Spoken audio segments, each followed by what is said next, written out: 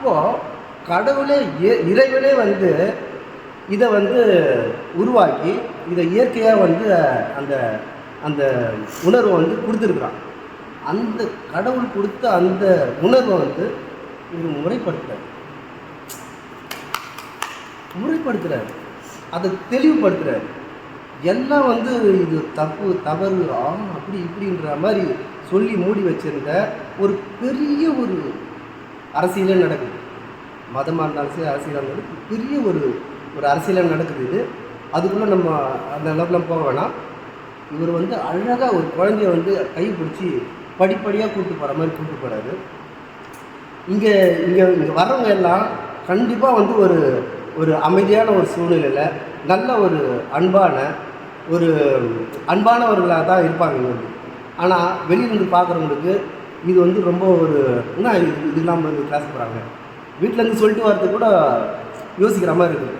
அப்போது இது இது இது வந்து கடவுளால் வந்து நேரடியாக இதை வந்து எல்லா உயிரினத்துக்கும் பொதுவாக வந்து இதை வந்து கடவுளால் வந்து அமைக்கப்பட்ட ஒரு விஷயத்தை யாரும் எடுத்து தெளிவாக சொல்கிறதுக்கு தைரியம் இல்லை, மனசும் இல்லை.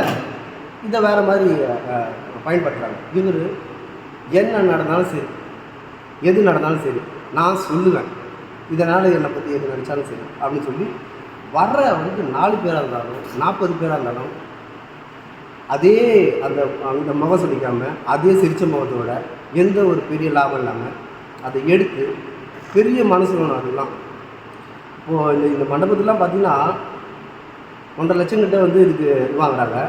அழகாக ரூம் போட்டு 3 வேளை சாப்பாடு போட்டு இவ்வளோ பெரிய ஹாலில் இதெல்லாம் பண்ணோன்னா பயங்கரமாக ஃபீஸ் வாங்கணும். அதுவும் இவ்வளோ பெரிய விஷயத்த சொல்கிறதுக்கு எதுக்கோ போயிட்டு எவ்வளோ செலவு பண்ணுறவங்க இதுக்கு வந்து யோசிக்கிறாங்க. இது வந்து காணிக்கை மாதிரி கொடுக்கறது வந்து கொஞ்சம் கூட யோசிக்காமல் சில பேர் கஷ்டம் இருக்கலாம், ஆனால் கொடுக்கலாமா கொடுக்கக்கூடாதா இந்த மாதிரிலாம் யோசிக்கணுன்ற அவசியமே கிடையாது. இதை வந்து அப்படியே நினச்சி இருக்குதா டக்குன்னு அதை கொடுத்து